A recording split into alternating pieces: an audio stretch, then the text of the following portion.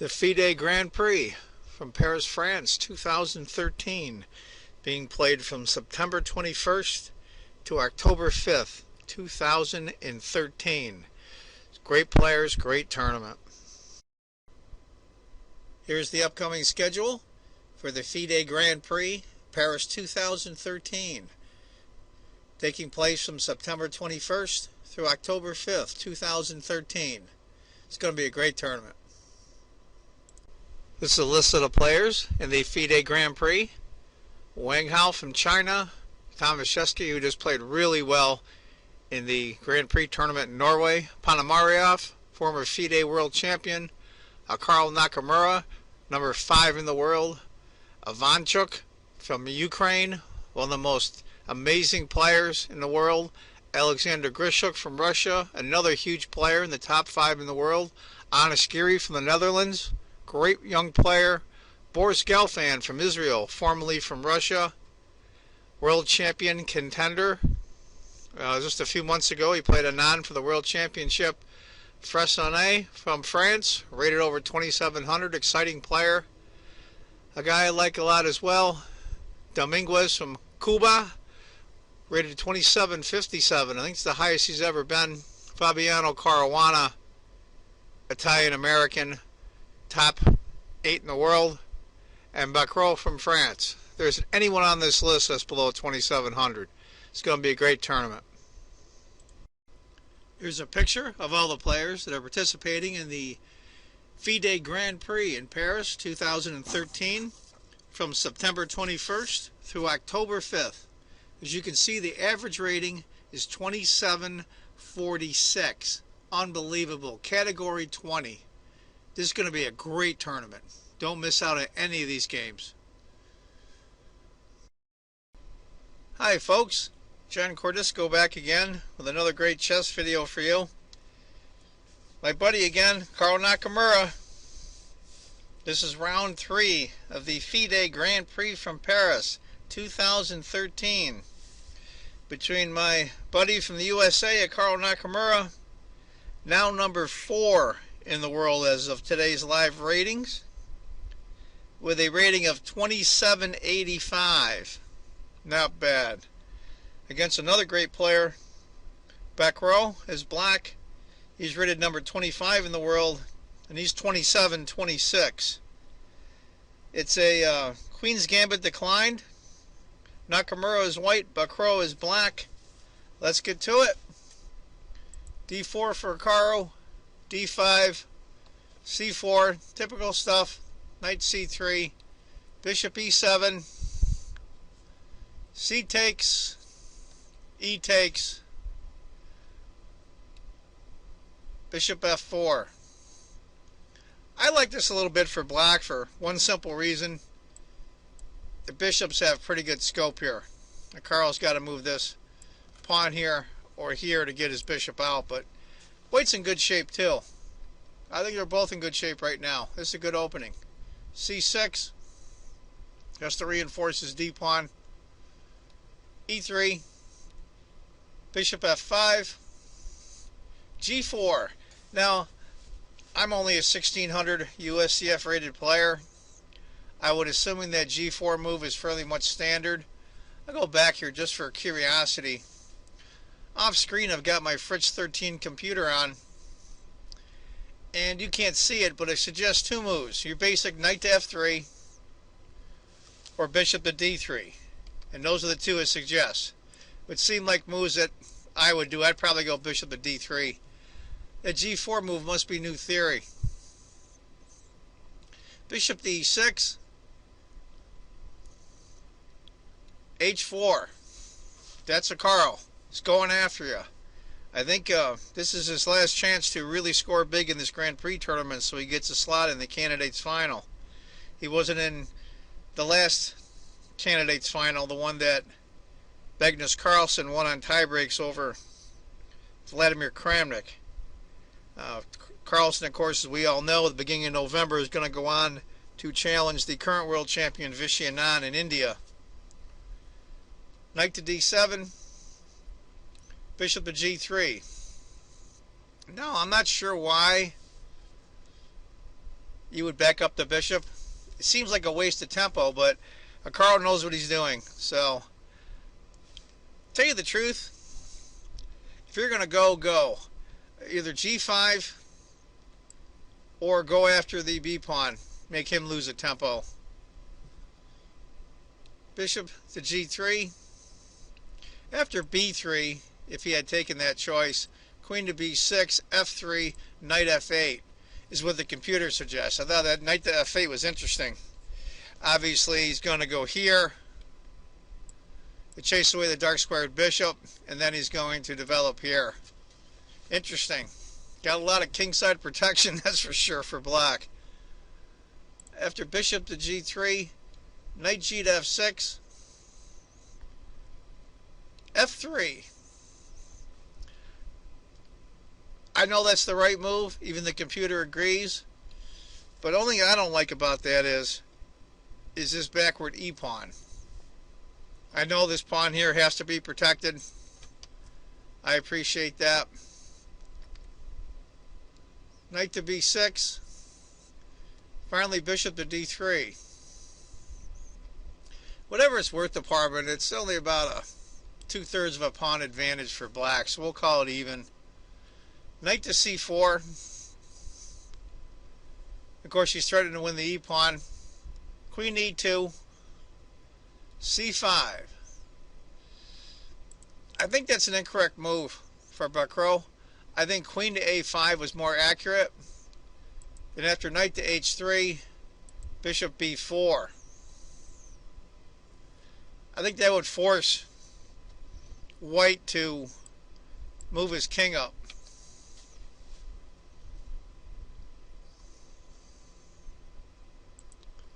After c5, bishop takes c4.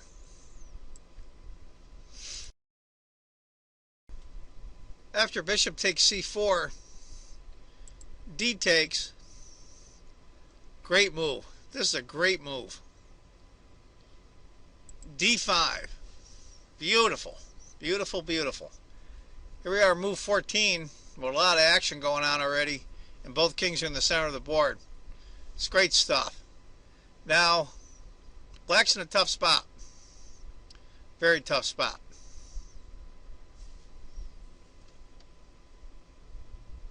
Knight takes. If bishop had taken, of course, long castle,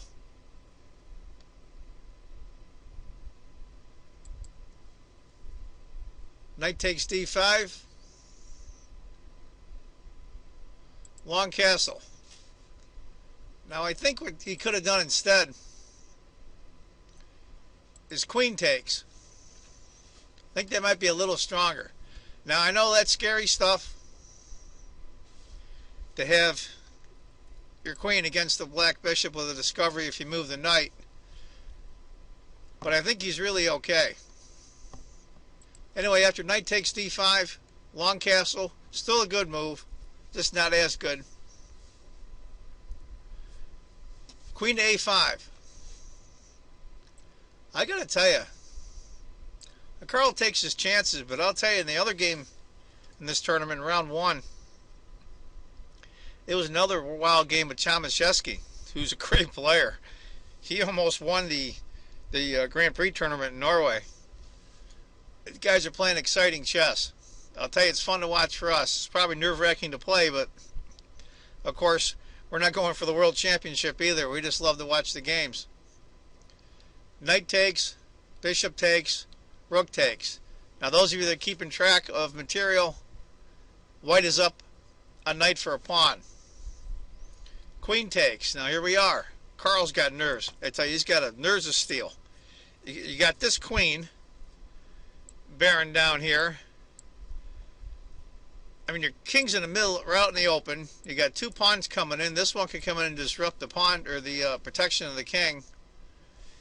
And Carl's got undeveloped pieces here. Now he's got a knight for 2 pawns. He's up almost a pawn in score. But this is wild stuff. Queen to c2. Makes perfect sense. If he checks, he could always just put the queen on b1. Stop that nonsense. Any perpetuals maybe later.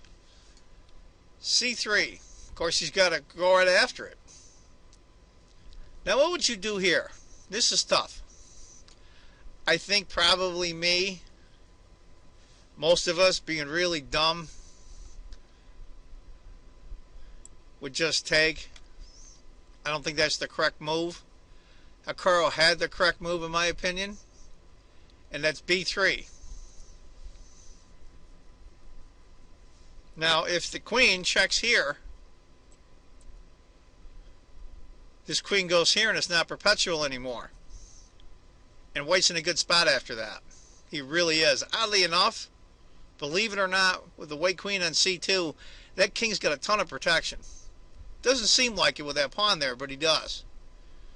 Queen to A1 check. Queen to B1. Queen to A6. And now a move that's hard to see. They teach all of us, and I'm only a 1600 player, so I'm still way a lot of things I need to learn. We'll probably be so worried about our king position that we would neglect this move, and I think it's a hell of a move. Rook to H2. Beautiful. It saves the tempo, but you don't have to develop your knight and then move the rook. I mean, it saves a ton of tempos.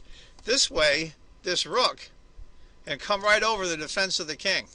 And the attack, I might add, depending on where he wants to go. Great stuff. Great stuff. Black finally castles.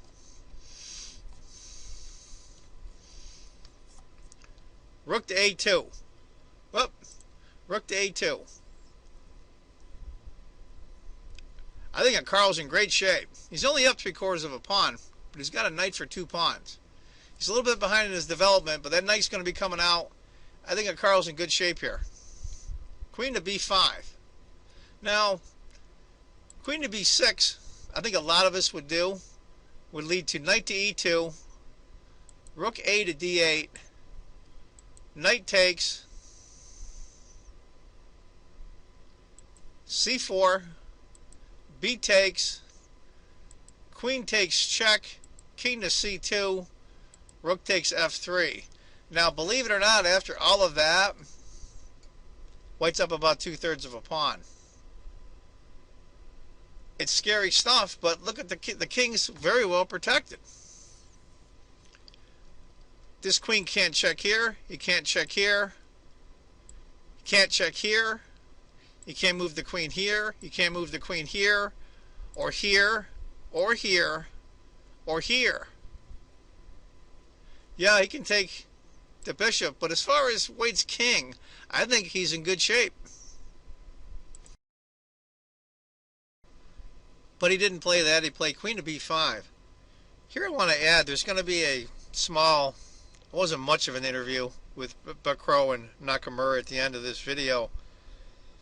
And I got to tell you, I forget the gentleman's name.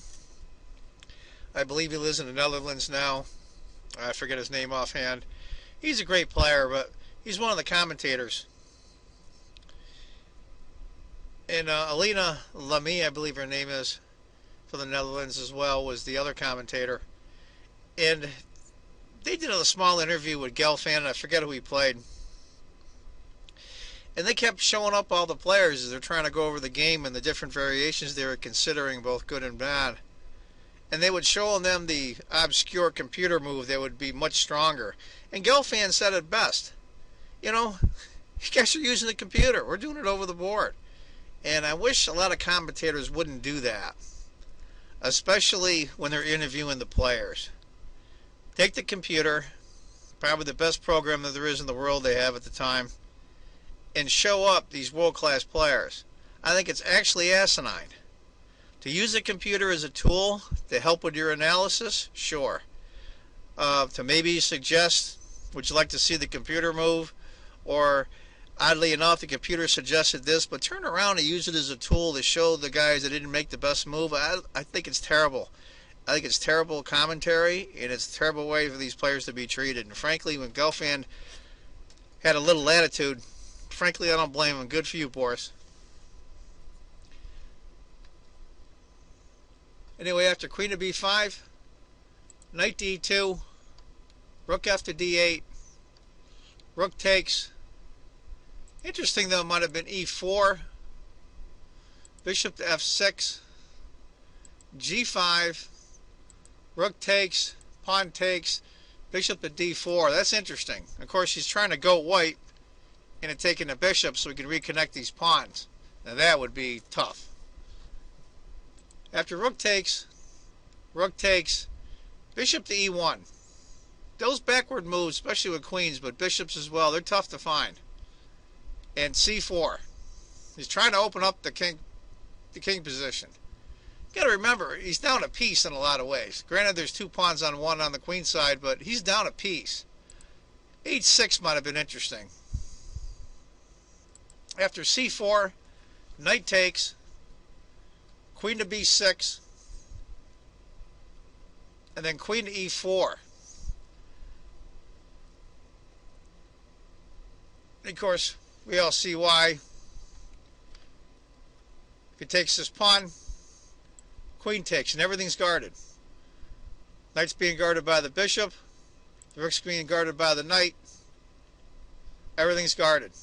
And this bishop's guarding the knight, and he loses another piece. There's no way he can recover from that because he couldn't come here with his rook because knight takes. And the next move here is mate. So that's pretty complicated stuff. C takes b3. Rook over. I mean, look at that. Look at White's king.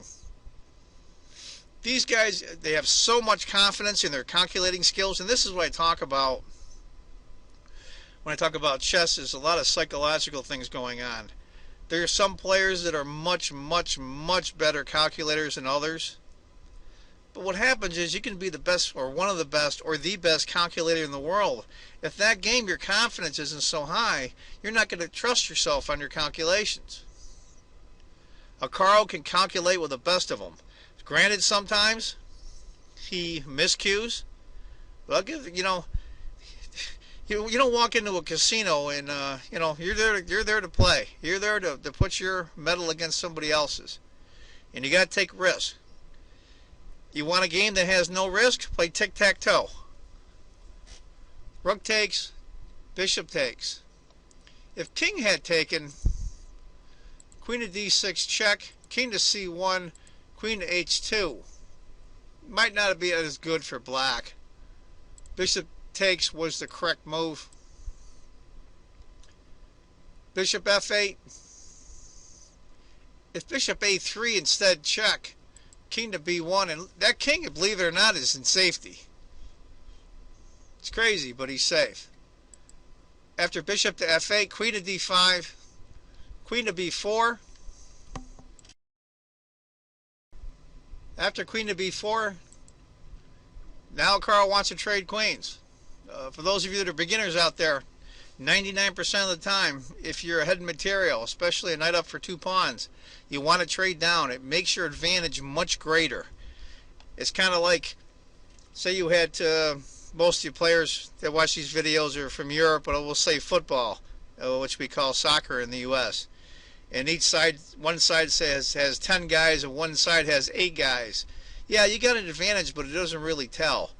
You're 2 men up, but if you had 4 men against 2, then the advantage is really telling. And the same thing is in chess. If you trade down, your advantage is much, much greater felt.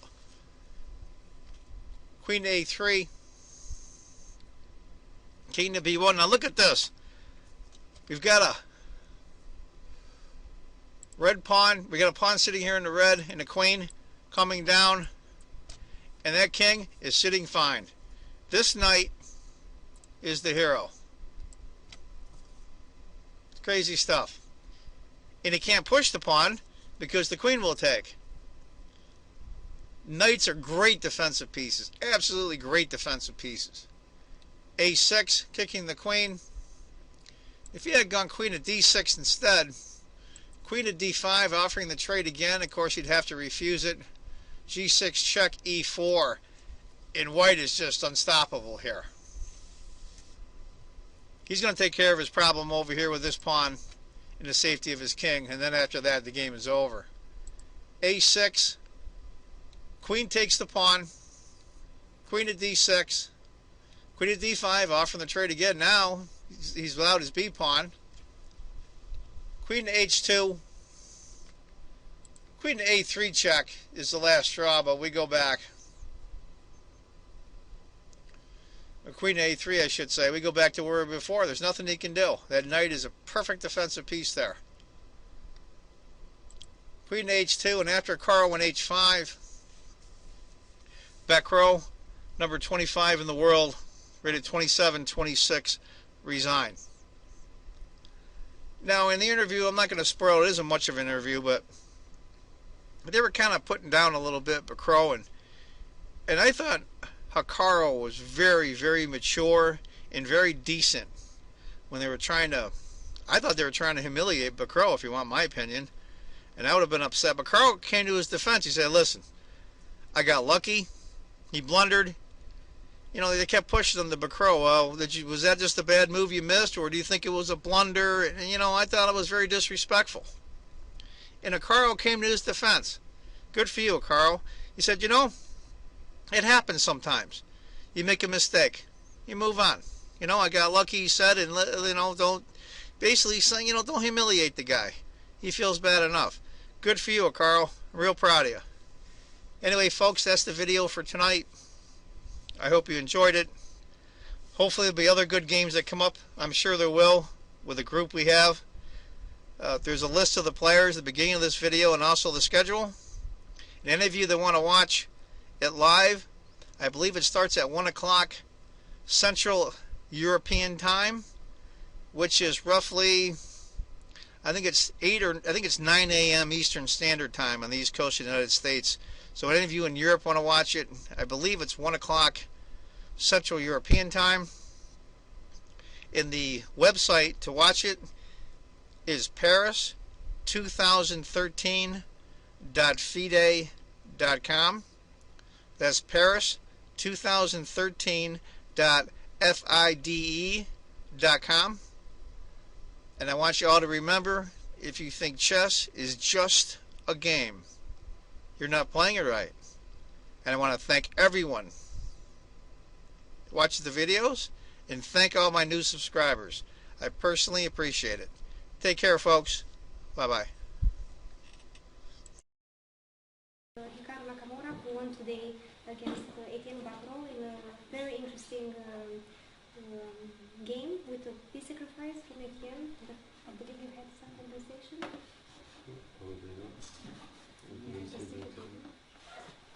No, it's over when you have to press the matches. Yeah, I mean, okay. I mean, I think objectively, do you not see the sacrifice? You just played this. It was quite strange for me to put the knight on c4. I thought that after knight b6 you would play c5 to attack the center, because the knight on c4 is quite unstable. No, it's not there. I mean, okay, this is one idea. Okay, actually I thought bishop d6 was more practical, perhaps, but okay, it's all normal. But my standard question, what was the end of the theory? Okay, I mean, I played bishop g3 before against Aronian, so I kind of knew it. I think Etienne was a bit surprised around here. So Etienne, you were not prepared for this game, that bishop g3? Yeah, you prepare for every game. Yes, but so you were ready. Yes, but something went wrong today. Yes, probably seems so. No, it was very interesting piece sacrifice. No, but I mean, I have a feeling that here, I mean, if I go e4, I think it should just actually be winning, in fact. I mean, I don't know why I played this queen c2. So I'm like e4 castles and queen c2, and I mean, I don't see, I mean, why should black even have compensation? Just knight e2 and rook d1? I think you can almost resign here. But by playing queen c2, I made it very, very complicated, because I didn't see this queen a6 idea, and yeah, now it's complicated. But I still think. At this think moment, you were just making almost all the moves that I was suggesting in the analysis. So rook h2 is a good move to bring the rook into play. So yeah, you're playing very accurately from this moment. Yeah, I think it's probably still winning. It's just that, I mean, I have to find some moves. Whereas the other line, I think it's just 1, 2, 3, develop rook d1, and I mean, it's just winning. Whereas now, it's probably still winning, of course, but it's a bit trickier. I mean, but still, I mean, what to do? I mean, okay, at this point you can just resign. So it's, I mean, I just think the piece sacrifice is unsound, frankly. I think that's the main problem with the game. Yeah, one-sided game, just if you look. Yes. No chances. You were forced to sacrifice the piece of wood over there. You couldn't. Have you seen it? Well, it was a blunder. I played bad today. It happens unfortunately to everyone. What? No, okay, everyone plays a bad game. It's quite normal, so okay. No, but then it was looking like some compensation, but not so much. It was too difficult to prove it, no? Okay. Well, I think objectively it's probably losing, but I mean, okay, at least, I mean, I assume you thought you were probably just losing after d5, and so to suddenly have some chances, I mean, it's of course quite nice. But maybe to direct question, have you seen this d5 idea, or you just blundered it? When Okay, played bad. Okay. So you blundered, yeah? Okay. Okay. But Hikaru, where are your glasses? Or you keep them in reserve for Which ones? for Okay. constant? No, but which ones? Okay, I also can wear normal glasses as well sometimes. So, but okay, not today. Another day, Yeah. Well, we shall see maybe tomorrow. maybe. I don't know. It was good game today, and so it feels Yeah. good. Okay. I mean, I got lucky. He made a bad move. I mean, okay. It's not so much that I played a great game. I mean, okay, at the end played one bad move, and it was one blunder too many. So I mean, it's not as though I played a great game. I played well enough, but I got lucky. Nevertheless, luck is part of the game, so maybe tomorrow ATM will have luck on his side. Maybe there- yes, maybe no. Who knows? There are still many rounds to go, so Yes. Maybe I want to ask a couple of questions to Hikaru. You are now living in St. Louis? Yes. Yes, so just because you're just traveling across. Okay, I mean, everyone knows I'm in Europe a lot too, so it's not. So it's But okay. now official place of residence is St. Louis, yeah? Yes, Are you doing something for the local chess club, or you're just living there? Okay. I mean, I'm a consultant for the club per se. Oh, you so know, you're I do teaching some stuff some- for them. I do some stuff for the club. Yes, it's not. So you're not teaching the players not only just playing chess, so you have some kind of activity. no, I have some activity. Okay, this is nice, yeah. yeah, I think it's one of the most beautiful places, like the St. Louis chess No, it is club. one of the most criminal. Yeah. I just read this morning the article about the famous project of the Japanese architecture who was trying to build the social housing in St. Louis, and how the system of the social system of the American government collapsed, and all these houses in St. Louis they just started being populated with the poor people, and the whole criminal situation in St. Louis, it's still remaining one of the worst in the United States. I mean, what I don't know what the question is exactly. No, but just I mean, consider, just not about socioeconomic issues. It's not the time. Well, luckily this tournament will give us the chance to improve our socially economical situation. If you Okay, win I some mean, good prizes, it's a good okay. step forward. Yes. Are there any questions from the audience? If not, I'm sure that both players would like to go back to the So thank you very much and good luck.